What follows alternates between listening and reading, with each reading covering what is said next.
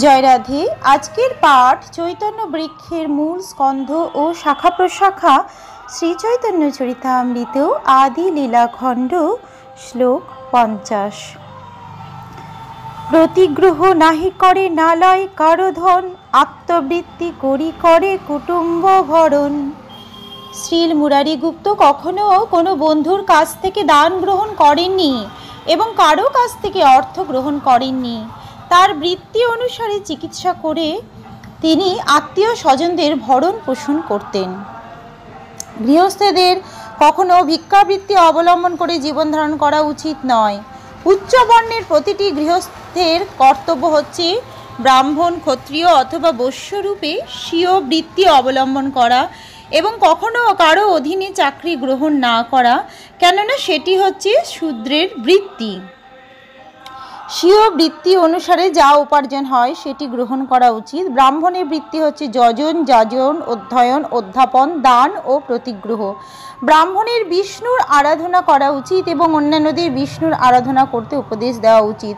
ক্ষত্রিয় কোনো ভূমিখণ্ডের উপর তার আধিপত্য বিস্তার করে সেই ভূমিতে বসবাসকারী মানুষের উপর কর নির্ধারণ করে জীবিকা নির্বাহ করতে পারেন। বৈশ্য কৃষি, বাণিজ্য ও গোরক্ষা করার মাধ্যমে জীবিকা নির্বাহ করতে পারেন। মুরারি গুপ্ত যেহেতু বৈদ্য বংশে জন্মগ্রহণ করেছিলেন, তাই তিনি বৈদ্যের বৃত্তি গ্রহণ করেছিলেন। তা থেকে তার যা রোজগার হতো তা দিয়ে তিনি পরিবারের ভরণ পোষণ করতেন। শ্রীমদ্ ভাগবতে নির্দেশ দেওয়া হয়েছে যে সকলেরই কর্তব্য হচ্ছে তার বৃত্তি অনুসারে কর্ম করে পরমেশ্বর ভগবানের সন্তুষ্টি বিধান করা। সেটি হচ্ছে জীবনের পূর্ণতা। এই পন্থাকে বলা হয় দৈব বর্ণাশ্রম।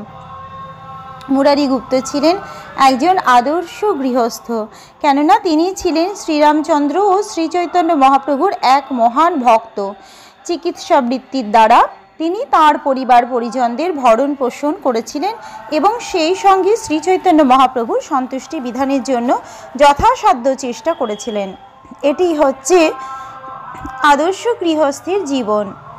চিকিৎসা করেন যারে হইয়া সদয়, দেহরোগ ভবরোগ দুই তার ক্ষয়। সদয় হয়ে মুরারি গুপ্ত যারই চিকিৎসা করতেন তার কৃপার প্রভাবে আমাদের দেহরোগ ও ভবরোগ উভয়েরই নিরাময় হতো।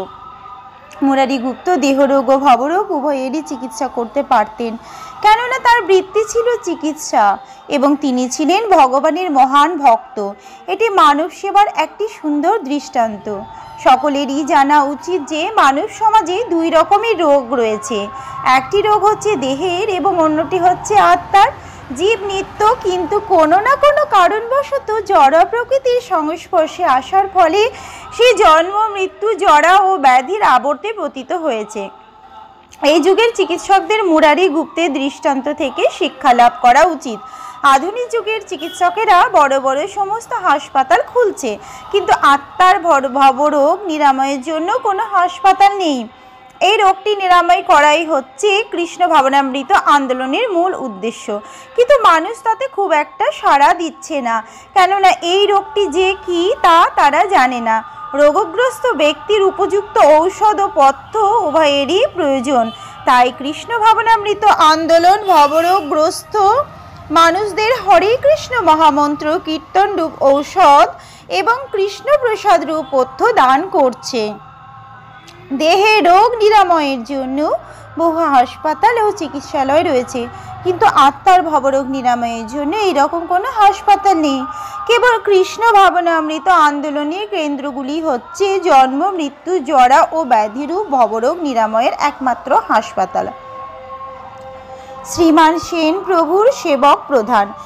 চৈতন্য চরণ বিনু নাহি জানে আনো।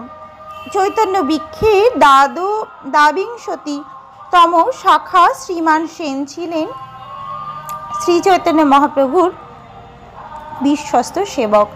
শ্রী চৈতন্য মহাপ্রভুর শ্রী পাদপদ্ম ব্যতীত তিনি আর অন্য কোনো কিছু জানতেন না। শ্রীমান সেন ছিলেন নবদ্বীপের বাসিন্দা এবং শ্রী চৈতন্য মহাপ্রভুর অন্তরঙ্গ পার্ষদ। শ্রী গদাধর দাস শাখা সর্বোপরি কাজীগণের মুখে যেহ বোলাইল হরি।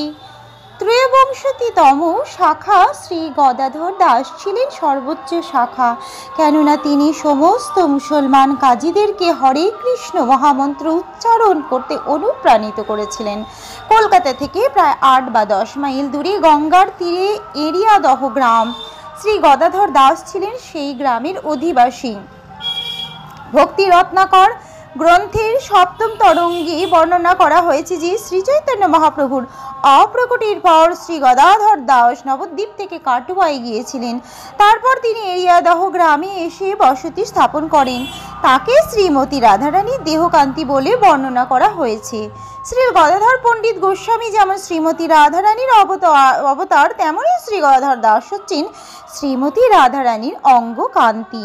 শ্রীচৈতন্য মহাপ্রভুকে কখনো কখনো রাধা ভাবদ্যুতি সুবলিত বা শ্রীমতী রাধারানীর ভাব ও অঙ্গকান্তি সমন্বিত বলে বর্ণনা করা হয়। শ্রী গদাধর দাস হচ্ছেন সেই দ্যুতি। গৌর গণোদ্দেশ দীপিকায় তাকে শ্রীমতী রাধারানীর বিভূতি বলে বর্ণনা করা হয়েছে। তিনি শ্রী গৌরাঙ্গ মহাপ্রভু ও নিত্যানন্দ প্রভু উভয়েরই পার্শ্বদ বলে গণ্য হয়েছেন।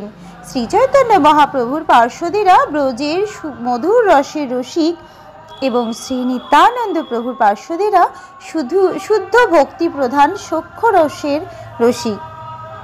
শ্রী গদাধর দাস নিত্যানন্দ প্রভুর গণ হলেও সখ্য ভাবময় গোপ বালক নন, তিনি মধুর রসে অবস্থিত ছিলেন।